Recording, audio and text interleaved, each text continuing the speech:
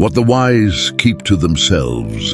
11 things intelligent people avoid saying. Smart men know when to speak, but true wisdom is knowing when to stay silent. And the truth is, what you don't say can be just as powerful as what you do. Ever had one of those moments where you blurt something out and wish you could reel it back in? Whether it's in the office, with friends, or even at home, we've all been there. Sometimes it's not about saying the wrong thing, it's about saying anything at all. Today, we're diving into 11 things that the smartest, most intelligent men keep to themselves. These aren't just throwaway tips. These are practical, game-changing principles that help you navigate life, protect your reputation, and maintain your integrity. Stick around, because by the end of this video, you'll not only know what to avoid saying, you'll understand why keeping these things to yourself can completely shift the way people see you, respect you, and ultimately the control you have over your own life. Let's get into it. Imagine this. You're at a gathering, someone makes a sharp comment, and while the room buzzes with energy, the smartest person in the room remains silent. That silence isn't weakness, it's a choice, a display of discipline and strength. Let me take you on a journey to illustrate this point. In a small, quiet town, there lived a wise and patient karate sensei named Mr. Tanaka. He was well known not only for his impressive martial arts skills, but also for his deep understanding of life and discipline. Many young students came to him to learn karate, but they often left with more than just combat techniques. One day, a restless and eager young man named Alex arrived at the dojo. Alex, much like Daniel LaRusso from The Karate Kid, was driven by a desire to become strong and skilled in karate, but also troubled by life's challenges and uncertainties. Sensing that Alex needed more than physical training, Mr. Tanaka devised a unique lesson plan, one that would teach him the deeper, more profound principles of life. Day 1. The power of silence. Mr. Tanaka had Alex clean the dojo without speaking. Silence helps you listen deeper, he said, teaching Alex that true understanding comes when you quiet the noise and pay attention. Day 2. Discretion is wisdom. As they planted seeds in the garden, Mr. Tanaka explained, "Not everything needs to be shared." Alex learned that some plans, like seeds, grow best when kept private. Day 3. Cultivating positivity. While watering plants, Mr. Tanaka pointed out, positivity nurtures growth. Negativity withers both plants and people. Alex saw how spreading positivity created success. Day 4. Selfless generosity. Mr. Tanaka and Alex fed birds in the park. Give without expecting anything in return, the sensei said, teaching Alex that true generosity comes from the heart, not for reward. Day 5. Empathy for others. While tending to different plants, Mr. Tanaka explained how each had unique needs. So do people. Don't judge. Understand. Alex learned the power of empathy and understanding others' struggles. Day 6, facing fears with courage. They built a stone path together. Mr. Tanaka told Alex, courage is facing what seems impossible. Through persistence, Alex learned that strength comes from confronting, not avoiding fear. Day 7, true wealth of the heart.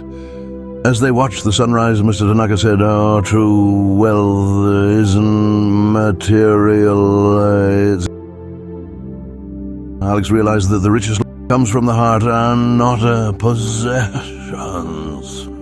By the end of the week, Alex no longer craved the outward displays of strength he once thought were the essence of karate. He had gained something far more valuable: patience, wisdom, empathy, and courage. Just like Daniel LaRusso learned from Mr. Miyagi, Alex discovered that true mastery wasn't in the punches or kicks, but in mastering one's inner self. These lessons shaped him not just as a martial artist, but as a person, and that, Mr. Tanaka knew, was the real lesson Alex needed to carry with him. The story of Alex and Mr. Tanaka reminds us of something many of us overlook. Sometimes, the wisest thing you can do is say nothing at all. Silence, discretion, and understanding when to hold back aren't just traits of a skilled karate master. They're tools of the intelligent. Think about it. How often have you said something in the heat of the moment only to wish you could take it back? It's not always about having the right words, but knowing when not to use them. Now let's quickly recap the 7 key lessons from Mr. Tanaka's teachings. Others' secrets. It's simple. If someone has trusted you with their secrets, that's a responsibility, not a conversation starter. Imagine the look on your friend's face if they knew you were spilling the beans over coffee. Keep it locked up. Personal plans. You know that big promotion you're eyeing or the business idea that's going to change everything? Hold off on broadcasting it to the world. Sometimes sharing your plans prematurely invites unnecessary opinions, or worse, sabotages your progress. Let your success do the talking. Complaints. Ever notice how complaining never really makes you feel better, but somehow makes the people around you feel worse? Avoid turning small gripes into grand statements. Complaining rarely improves the situation. And if it does, it's because you found a solution instead of dwelling on the problem. Acts of kindness. Real generosity doesn't come with a highlight reel. If you're doing good just for the recognition, it kind of takes away from the act itself. As Mr. Tanaka might say, true generosity is silent, like a well-thrown punch. Others' flaws. We all have our faults, and constantly pointing out someone else's imperfections won't make yours any better. Being the guy who always points out what's wrong with people is like being the guy who critiques everyone else's karate stance, but never steps into the ring. Personal fears. You can confide in a trusted few, but don't make fear your public persona. We all have moments of doubt, but broadcasting them makes them bigger. Focus on courage, even when you're not sure you have it. As I once heard, courage doesn't mean you're not afraid.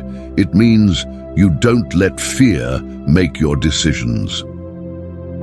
Material wealth. Flaunting your money doesn't increase your value.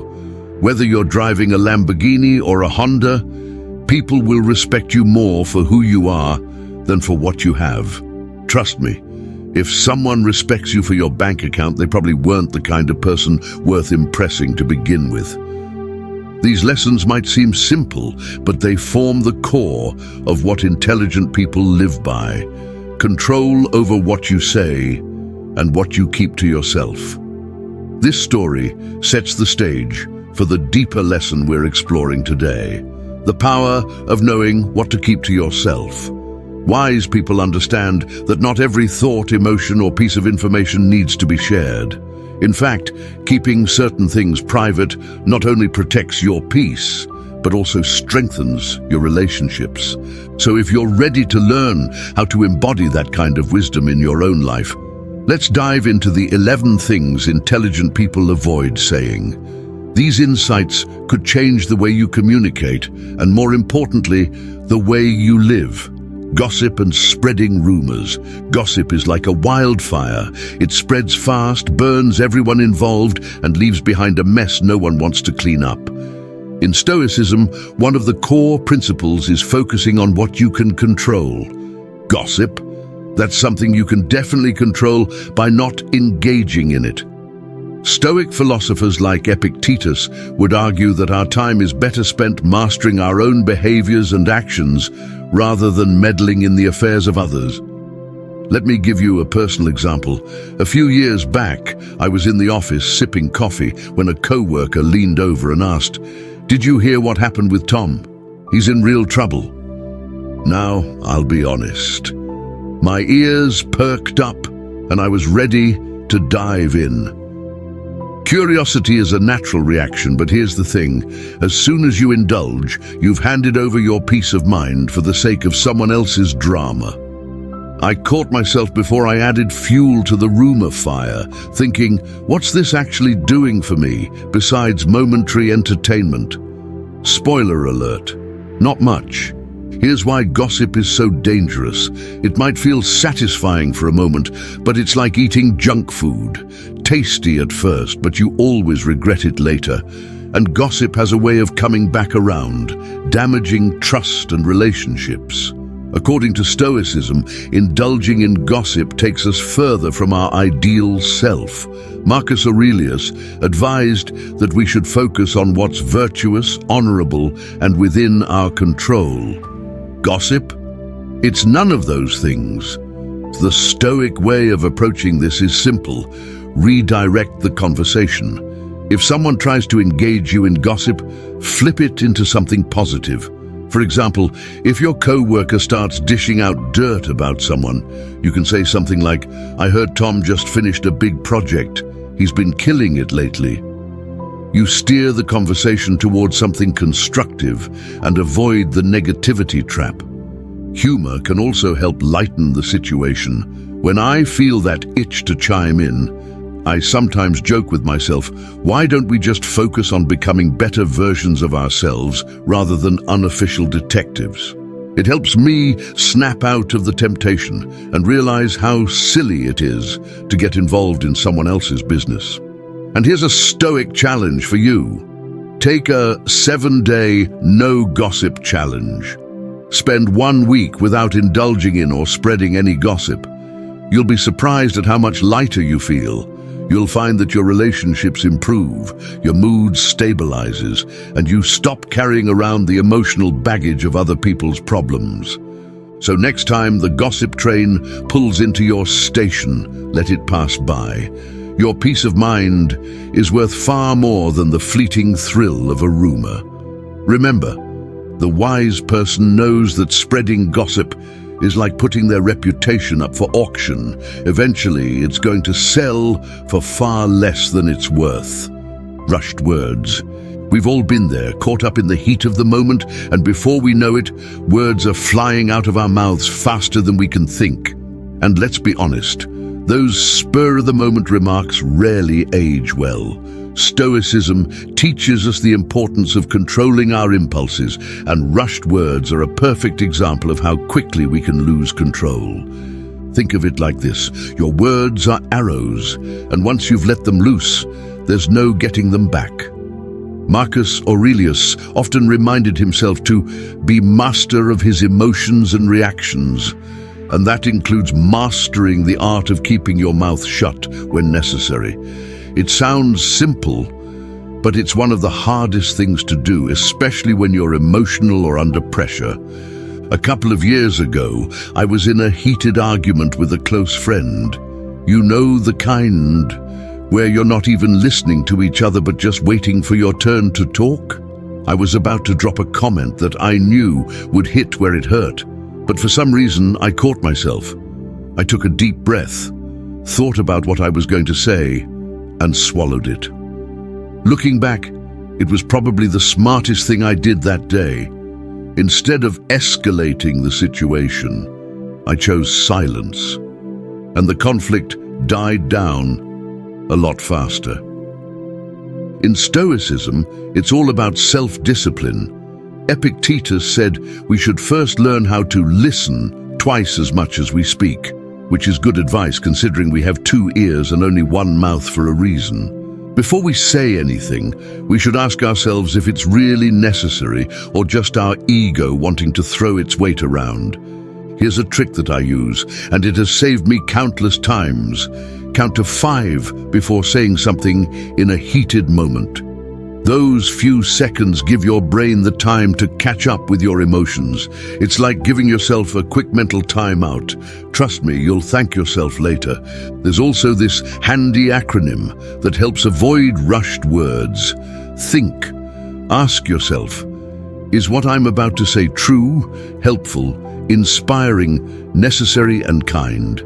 If it doesn't pass at least 3 of those tests, it might be better to bite your tongue. And let me tell you, I've had plenty of moments where applying this saved me from major regret. For example, I once wanted to tell my boss exactly how I felt about a decision I disagreed with. But I paused and asked myself, is this necessary, or is this just my frustration talking? Spoiler alert, it was just my frustration. Instead, I chose to approach the issue calmly later on, and it worked out much better for everyone involved. So here's my stoic advice. Don't let your emotions dictate your speech. Your words carry weight, and once they're out there, they can't be taken back. Train yourself to pause, reflect, and then decide if speaking is the right move. More often than not, you'll find that silence or a measured response serves you better. And if you need some extra motivation, remember, Marcus Aurelius probably never had to apologize for an email sent in anger. Intimate financial details. Sharing the intimate details of your finances is like showing up to a party in your underwear, unnecessary and bound to make things awkward.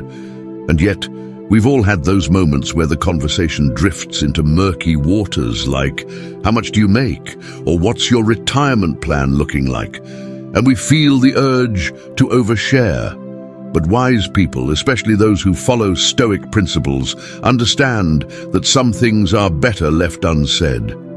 Stoicism teaches us to maintain a certain level of discretion, especially about matters that can breed envy, judgment, or even insecurity. Epictetus famously reminded his followers, "Wealth consists not in having great possessions, but in having few wants." In other words, your financial situation, whether you're thriving or struggling, isn't the yardstick for a life well lived. So why make it the focus of conversation? Here's the thing, sharing financial details often doesn't go the way we imagine.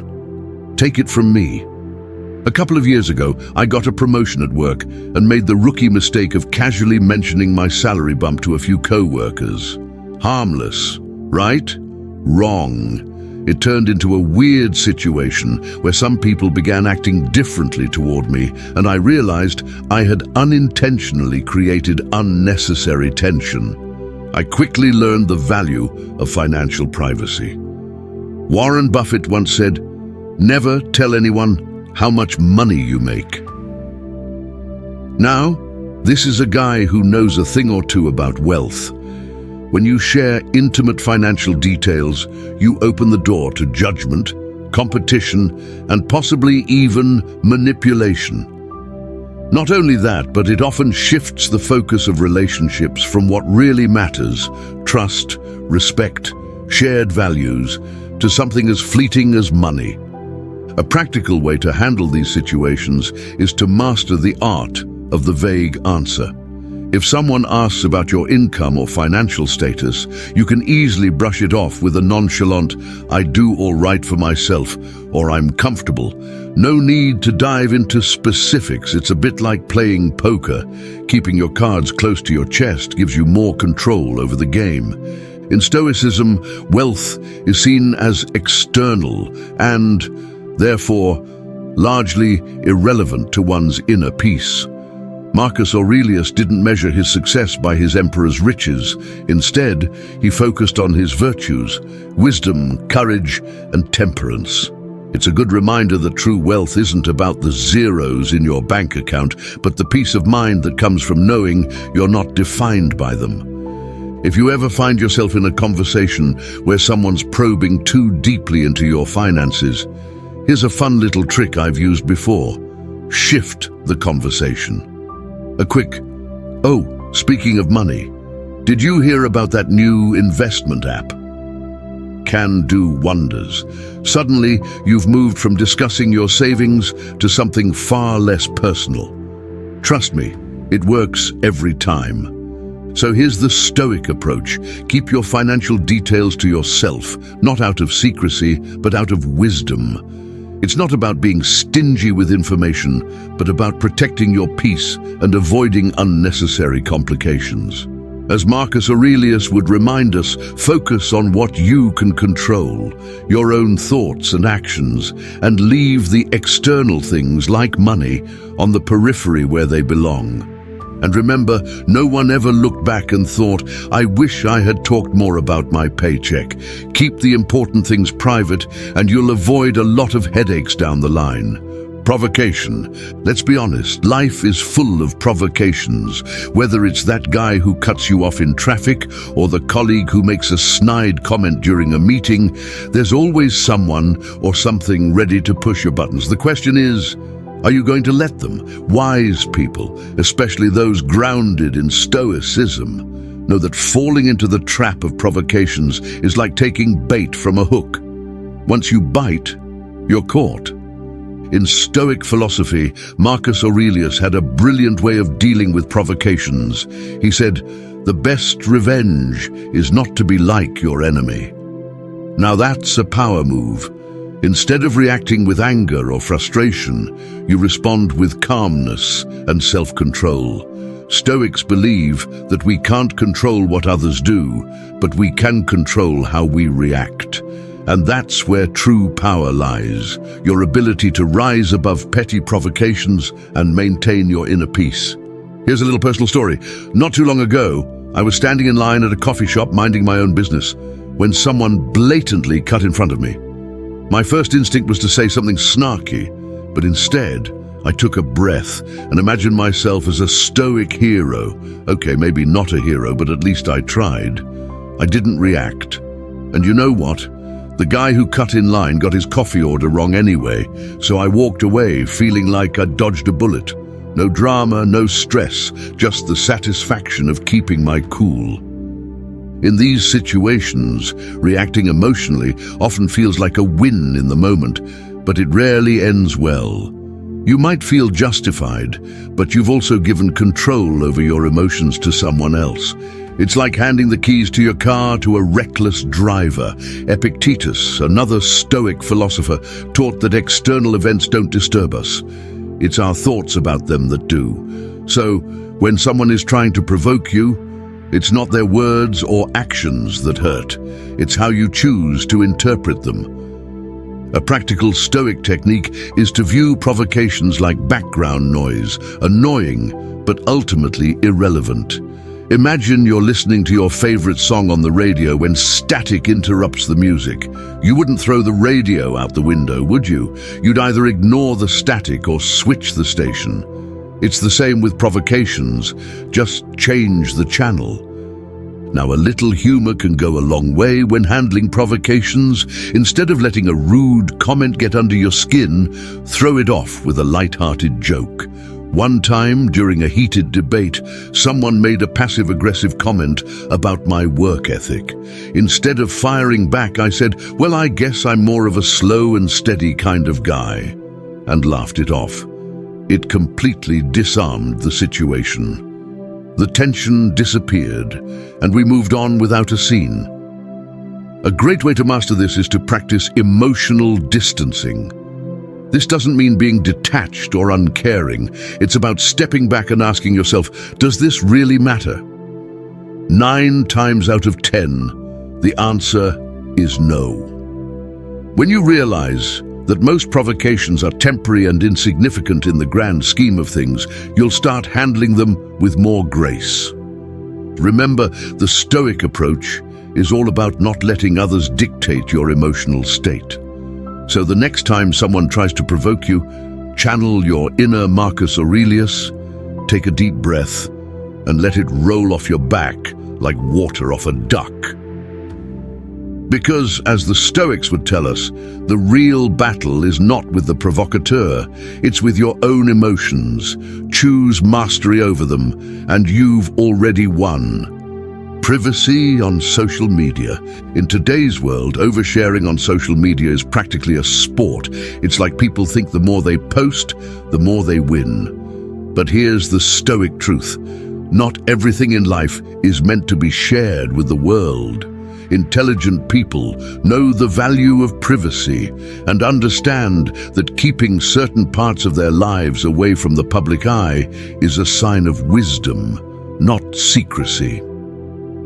Marcus Aurelius didn't have an Instagram account, but if he did, you can bet he wouldn't be posting every meal or vacation. Stoicism teaches us to focus on what matters, living virtuously, not seeking validation from others. The Stoics were all about inner strength and self-sufficiency, which translates well to our modern digital lives. They remind us that real contentment comes from within, not from likes and comments. Here's a little personal story. A while ago, I made the mistake of posting something online about a personal win. I was feeling pretty good, and the instant likes felt great. But then came the unsolicited advice, the backhanded compliments, and the inevitable comparison game. What started as a moment of pride quickly turned into a spiral of doubt. I realized that by putting too much of my life out there, I was allowing other people to weigh in on things that should have stayed private. Lesson learned. The Stoics would tell us that seeking external approval is like chasing the wind. Seneca, one of the great Stoic thinkers, said, "We suffer more in imagination than in reality." In today's context, we could apply this to how we imagine people are judging us based on what we post. The truth is, most people don't care as much as we think they do. So why give them a front row seat to your life? Think of your social media as the front door to your house. You wouldn't leave your door wide open for anyone to walk in and poke around, right? The same goes for what you post online. Sure, share a little, let people see a curated slice of your life, but don't give them the full tour. And for goodness sake, don't post anything that you wouldn't want your future boss or your mother to see. You'd be surprised how many people overlook that one. A Stoic approach to social media would be about balance. It's not about cutting yourself off from the digital world entirely, but about being selective. Ask yourself, is what I'm about to share meaningful, or am I just posting for attention? If Marcus Aurelius were here, he'd probably advise posting things that uplift others or contribute positively, stuff that reflects virtue rather than vanity. One practical tip is to create boundaries. Have a separate profile for personal versus professional interactions, and think twice before hitting post. And please, if you're about to share your exact location in real time, maybe don't. That's like telling the whole internet, "Hey, here's where you can find me." Not exactly a wise move. In a world that's constantly shouting for attention, be the quiet one who doesn't feel the need to share every detail. As the Stoics would advise, cultivate a sense of self that's grounded in what's internal, not external. You don't need digital applause to validate your worth. As Epictetus said, "It is impossible for a man to learn what he thinks he already knows." And in the case of social media, maybe it's impossible to feel true peace if you're constantly chasing likes. So the next time you're about to hit post, channel your inner Stoic. Ask yourself, is this necessary? Am I posting this for me or for the approval of others? Keep a little mystery in your life, because as they say, less is more. And when it comes to social media, the less people know, the more peace you'll have. Lying is like trying to build a house on quicksand. No matter how well constructed it looks, eventually it's going to collapse. Stoicism teaches us that honesty is the bedrock of a virtuous life, and intelligent people understand that lies not only undermine trust, but also chip away at their own integrity. To live in accordance with nature, as the Stoics would say, means living truthfully, because truth, like nature, endures while lies are fleeting. Now let's get real for a second. We've all told those little white lies. Yes, I'm almost there, when in reality you haven't even left the house. Or, of course, I've read the terms and conditions, when you definitely haven't. Let's be honest, no one reads those. But the problem with lying is that it never stops with just one. It's like trying to eat just one potato chip. Good luck with that. Each lie requires another to cover it up. And before you know it, you're juggling a whole web of deception. I'll share a personal example here. There was a time when I tried to avoid a difficult conversation with a friend. I thought a small lie would make things easier, so I said something like, "I'm just too busy this week to meet up," when the truth was, I just didn't feel up to it. What followed was a series of dodged calls, awkward moments, and eventually I had to come clean anyway. If I'd just been honest from the start, "Hey, I need some time to recharge," the relationship would have been built on trust, not avoidance. Lesson learned. Lies never actually make things easier. The Stoics remind us that lying not only damages our relationships, but also our relationship with ourselves. Marcus Aurelius, the Roman emperor and Stoic philosopher, emphasized the importance of living in alignment with your principles. When we lie, we're not just deceiving others, we're distancing ourselves from the kind of person we truly want to be. And let's face it, the mental energy it takes to keep up a lie is exhausting. Wouldn't you rather put that energy into something meaningful? Think about lying like planting weeds in your own garden. Sure, it might look fine for a while, but those weeds will eventually choke out everything good you've worked hard to grow. And if we go by Epictetus' teachings, lying is a form of self-sabotage. It undermines your peace of mind because deep down, you know you're operating outside of your values. Here's something the Stoics would appreciate. The power of not lying is incredibly freeing. When you commit to honesty, you no longer have to keep track of what you've said to whom. Imagine the mental clarity of not worrying about being caught in a lie. You get to live in a way that's clean and straightforward. Seneca once said, "A good character is the best tombstone." If you want to be remembered for anything, let it be your integrity, not the mess of lies you've left behind. And while we're at it, let's address the idea of lying to spare someone's feelings. The Stoics valued emotional intelligence, but they also believed in speaking the truth with kindness. You don't have to be brutally honest, but you should aim for honesty, wrapped in compassion. For example, if a friend asks for your opinion on something sensitive, like that questionable haircut, it's possible to be truthful without being hurtful. You could say, "I think it's bold." If you like it, that's what matters. Honesty doesn't have to sting, and the Stoics would encourage us to balance truth with empathy. So next time you're tempted to tell a little fib, pause and remember that, according to Stoicism, lies create a heavier burden than the truth ever will. As Epictetus put it, "He who lies also harms himself."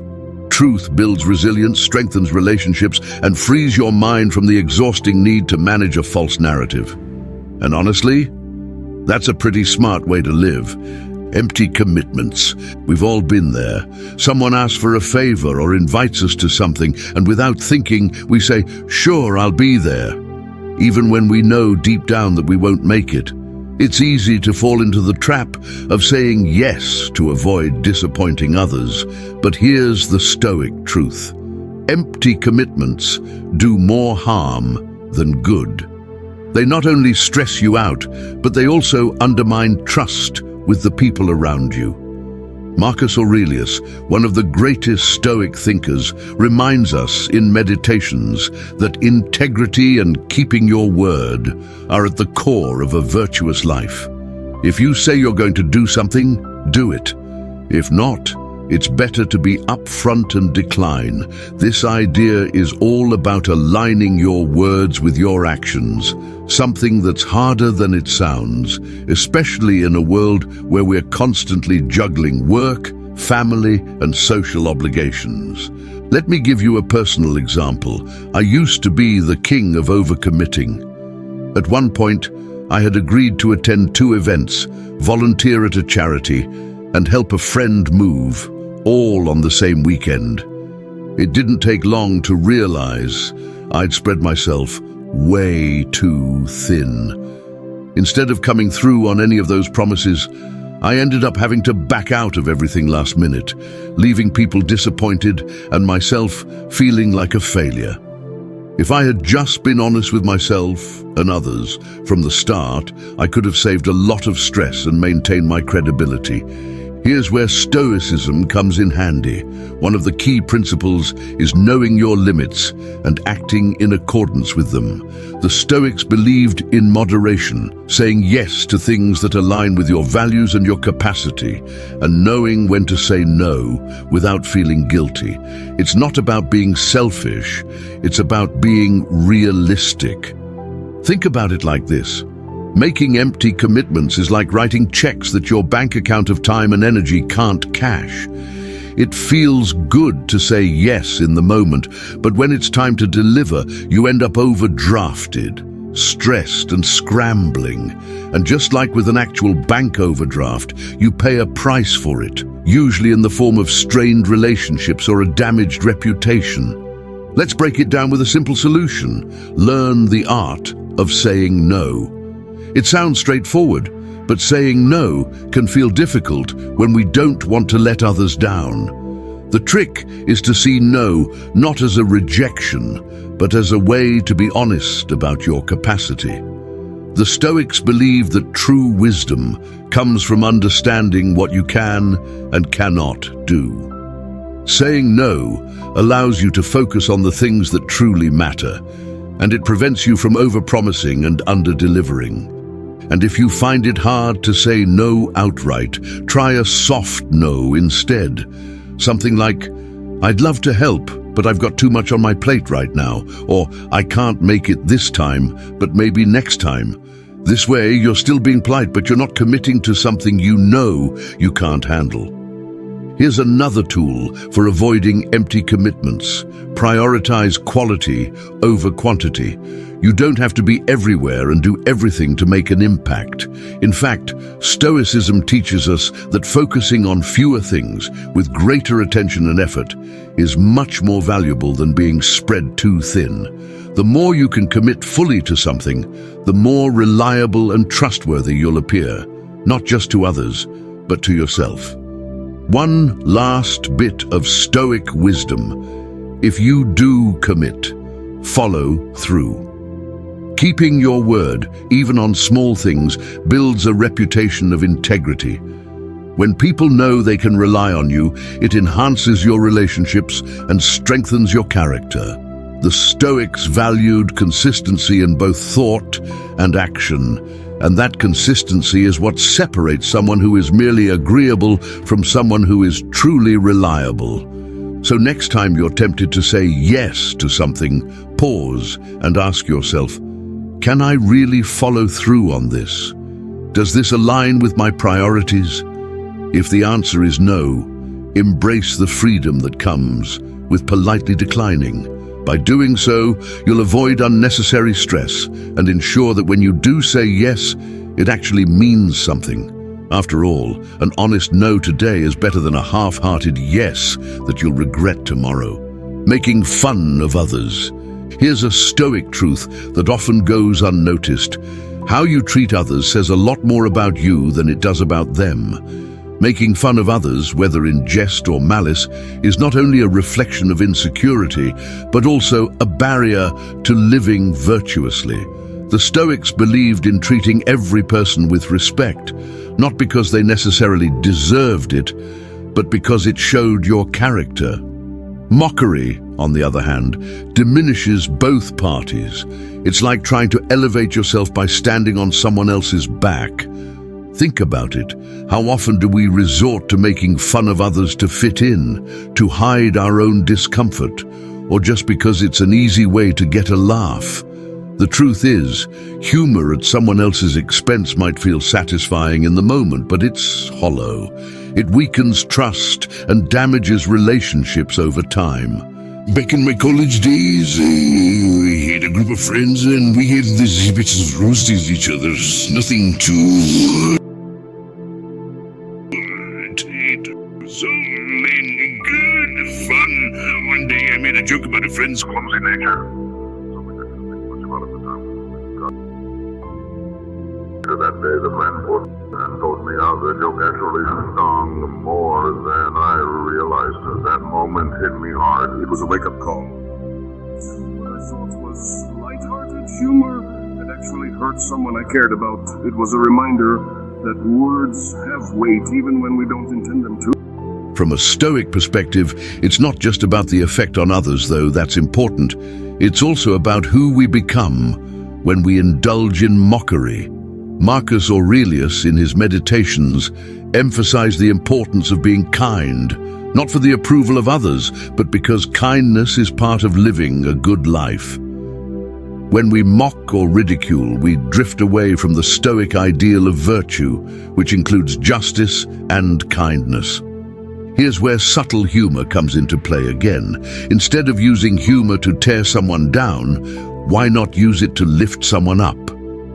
As Epictetus would advise, we can turn our wit towards something positive or self-deprecating, which is a far more Stoic approach. If you've ever had a moment where you made fun of yourself for something silly, you know it instantly lightens the mood without hurting anyone.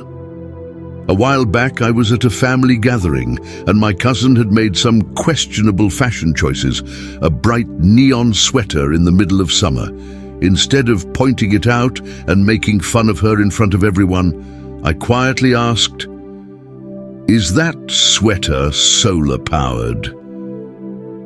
It got a good laugh, but more importantly, she wasn't embarrassed or hurt by the comment. She laughed too. That's the kind of humor that brings people together rather than pushing them apart. The Stoics believed that by practicing sympathia, or a sense of shared humanity, we can build deeper, more meaningful connections with others. Instead of mocking someone for their mistakes or differences, we can see them as opportunities to practice patience, understanding, and compassion. After all, none of us are perfect, and we all have our quirks. Why not approach those with empathy instead of judgment? The next time you're tempted to make fun of someone, pause and reflect. Is this really necessary? Is this joke a reflection of my best self? More importantly, how would I feel if the tables were turned? When we treat others with kindness and respect, we're living in alignment with Stoic principles. And frankly, that feels a lot better than a cheap laugh at someone's expense. To sum it up, remember that true strength doesn't come from putting others down, but from lifting them up. Let your humor be light-hearted, self-aware, and uplifting. The world has enough negativity. Your words can be a source of positivity. Disrespecting religious beliefs, disrespecting someone else's religious beliefs isn't just unwise, it's a fast way to show ignorance. The Stoics, who embraced the concept of logos, the rational order of the universe, understood that people will always have different perspectives on life's bigger questions. And here's the thing. Trying to impose your worldview on others, especially when it comes to faith, usually says more about your insecurity than it does about their beliefs. Imagine you're at a dinner party and the conversation turns to religion. You have a choice. You can dive in and challenge someone's deeply held beliefs, or you can choose to listen and understand. The wise man chooses the latter. In Meditations, Marcus Aurelius didn't write volumes about why others were wrong. Instead, he focused on what he could control, his thoughts, his actions, his responses. Let me tell you about a situation I found myself in a few years ago. A friend of mine and I were having a heated discussion, and he brought up his religious beliefs, ones that were quite different from mine. I felt the familiar urge to debate him, to point out why I thought my perspective made more sense. But something stopped me. Instead of throwing myself into a fruitless argument, I paused and thought, what would this accomplish? Would proving him wrong make either of us better? Would it lead to peace? Probably not. So instead, I did what the Stoics would advise. I asked questions, I listened, I found out why he believed what he did, And in the process, not only did I learn more about him, but I also developed a deeper respect for his journey, even if it wasn't the same as mine. The Stoics remind us to cultivate sympathia, a recognition of the commonality in humanity and respecting someone's beliefs, even when they differ from ours, is a perfect way to practice this. Now here's where the subtle humor comes in. Debating religious beliefs is kind of like arguing over who has the best pizza in town. Sure, you might really believe your favorite pizza place is the best, but at the end of the day, someone else is still going to love theirs. So why waste time trying to convince them otherwise? I always joke with my friends that if we spent half the time appreciating each other's pizza rather than debating whose sauce is superior, we'd all be much happier and a little less hungry for validation. The Stoic approach to these conversations is all about curiosity over confrontation. Marcus Aurelius wrote, "Live out your life in truth and justice, tolerant of those who are neither true nor just." What does this mean? It means that while you don't have to agree with everything someone believes, you should practice tolerance and seek to understand their perspective. The world doesn't need more people shouting their beliefs. It needs more people quietly living them out. Another quick story. I once worked with a guy who was very vocal about his atheism, while others in the office were quite religious. There were a couple of times when it got uncomfortable because, well, he enjoyed poking fun at religious traditions. I could see the tension rise, and I'm sure it didn't help his relationships in the workplace. I learned from that experience. It's not about trying to be the loudest in the room. It's about being the one who listens, who respects others' paths, even if they're not your own. As Seneca said, we all inhabit this great theater of life, and each has their part to play. So the next time you find yourself in a conversation about religion or beliefs, take the Stoic approach. Listen, ask questions, and above all, show respect. You don't need to win the debate. You need to show wisdom in recognizing that everyone's on their own journey. Because at the end of the day, we're all looking for answers, even if we're asking different questions. Keep the conversation light. Change of ideas. And remember, wisdom often lies not in what you say, but in what you choose not to say. Personal complaints. We've all been there, caught in the cycle of personal complaints. Maybe it's about your job, the weather, or that one guy who always cuts you off in traffic. The temptation to vent about life's little frustrations can feel overwhelming at times, but as Stoicism teaches us, giving in to constant complaining is like throwing fuel on the fire. It's easy to feel better in the moment, but long-term, it drags you down and spreads negativity to everyone around you. Stoicism urges us to focus on what we can control and let go of the rest. Complaining, if you think about it, is the exact opposite of that. We're wasting energy lamenting things we usually can't do much about. Marcus Aurelius, the Roman emperor who ruled over one of the most stressful jobs you could imagine, knew this well. He wrote, "You have power over your mind, not outside events. Realize this, and you will find strength." Complaints? They're a sign that we've forgotten where our power truly lies. Now, I'm not saying you should bottle up everything and pretend life is all sunshine and roses. I'm definitely not a toxic positivity kind of person. But complaining endlessly, that's different. I used to complain a lot about my workload, especially when I felt like I wasn't being appreciated. One day, a close friend pulled me aside and said, "You know, every time we talk, you're always venting about work. You ever wonder what else we could talk about?" Ouch. That stung, but it was a reality check. Complaining had become a habit, and instead of looking for solutions, I was just unloading all my frustrations onto others, dragging them down with me. So I decided to take a different approach. Instead of complaining, I started to focus on action. What could I do to make things better? Turns out, a lot of the issues I complained about could be solved, or at least managed better, when I took a step back and applied Stoic principles. You know how people complain about the weather as if it personally wronged them. Ugh, it's raining again. Like, what's the sky supposed to do? Apologize. We laugh, but we often treat life like it's conspiring against us in the same way. Complaining is a bit like shaking your fist at the rain. It won't change anything, but it sure gives you something to do. The Stoic solution is simple. Turn complaints into constructive action. Instead of saying, "I hate this project," say, "How can I improve this project?" The goal isn't to ignore problems, but to approach them with a problem-solving mindset. Complaints without action are just noise, and as Stoics, we aim for clarity, not clutter. Another quick story. I once had a colleague who loved to complain about our manager. "He doesn't listen to me. He never takes my ideas seriously." You know the type.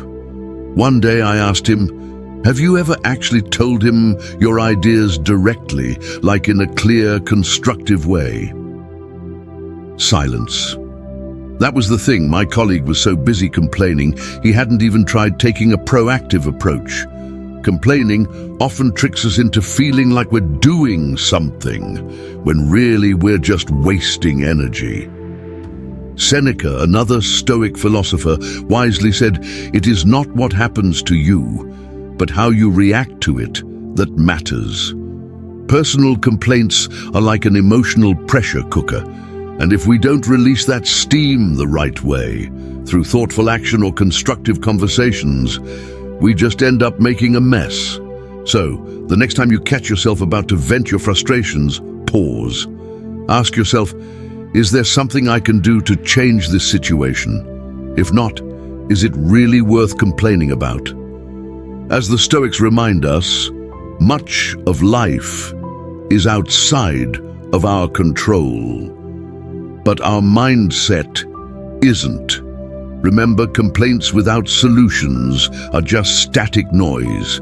If you're looking for peace, for control, start by shifting your focus from what's wrong to what you can improve. The result? Less complaining, more action, and a whole lot less emotional clutter in your life. Confidential information of others. Here's a golden rule that most Stoics, and frankly, most wise people live by. Keep your lips sealed when it comes to other people's secrets. We all know that one person who can't wait to spill the beans the moment they hear something juicy. But here's the thing, being the person who can't keep a secret doesn't just hurt others. It damages your own reputation. And let's face it, nobody wants to be known as the person who leaks information like a faulty faucet. In Stoicism, discretion and trustworthiness are key virtues. Marcus Aurelius, one of the greatest Stoic philosophers, constantly wrote about the importance of integrity. He emphasized doing the right thing, even when no one's watching. And in the context of keeping confidential information to yourself, this principle is especially important. You don't need to be the hero that exposes every secret or shares someone's personal struggles just because you know about them. Picture this. You've got a friend who tells you in confidence that they're going through a tough time at work. They ask for your support, but they don't want anyone else to know. Now, instead of offering them a safe space, imagine you casually bring it up at a party. "Oh yeah, Jim's having a rough time with his boss. Did you hear?" And just like that, trust is shattered. I've learned the hard way that when someone entrusts you with their personal struggles, you're holding something more fragile than glass. A few years ago, a friend shared a pretty sensitive personal issue with me. Nothing major, but something they weren't ready to go public with. Well, a few days later, during a casual group conversation, I almost let it slip. It was one of those moments where you catch yourself mid-sentence and you're like, wait, why am I even saying this? Thankfully, I managed to shut up before any damage was done, but it was a near miss. That moment reinforced how easy it is to let things slip and how careful we need to be when it comes to guarding others' trust. Keeping someone's confidence is like holding onto a treasure, valuable, delicate, and not yours to spend. Seneca had a great insight here. He believed that wisdom comes not just from knowing things, but from knowing when not to speak. And this couldn't be truer when it comes to private information. Trust, once broken, is nearly impossible to repair. If people know they can confide in you without worrying that their personal details will end up as gossip, you've won their respect for life. There's a great analogy here. Imagine you've been handed a crystal vase. It's beautiful, valuable, and very easy to break. When someone shares confidential information, they're handing you something just as fragile. If you drop it by gossiping or accidentally sharing it, you're not just breaking the vase, you're breaking trust. And we all know how hard it is to glue that back together. I know the temptation can be real. When you've got some insider knowledge, it's easy to think, well, I'll just share it with one person, or it's not really that big of a deal. But before you know it, it's a game of telephone, and the details are out of your control. Keeping someone's confidence is like mastering the art of discretion, which is not only a sign of emotional intelligence, but a mark of strong character. And look, I get it. We've all had moments where we want to share something juicy or just feel the need to fill the silence. But think of it like this. Intelligent people, especially those who practice stoicism, know that silence and discretion are powerful tools. Not everything needs to be said. In fact, most things don't. So, next time you're entrusted with someone's private info, resist the urge to spill it, even in casual conversation. As the Stoics teach us, part of wisdom is knowing when to hold back and when to stay silent. After all, a true sign of intelligence isn't in what you say, it's often in what you don't say. In the end, wisdom often comes down to knowing what not to say. The things we choose to keep to ourselves, whether it's gossip, rushed words, or even our own fears, define us just as much as the things we openly share. By practicing discretion, emotional intelligence, and self-restraint, you not only build stronger relationships, but also earn the trust and respect of those around you. Now here's your challenge. For the next 7 days, pay close attention to what you say. Take a moment to pause before you speak and ask yourself, is this something I should really be sharing? Try keeping a personal journal to track how often you hold back something that would otherwise slip out. Did it make a difference in your conversations, your mood, or how others responded to you? Drop a comment below and let me know how it goes. What was the hardest part of holding back? What surprised you the most? Remember, the road to wisdom is a lifelong journey. So let's take the next step together.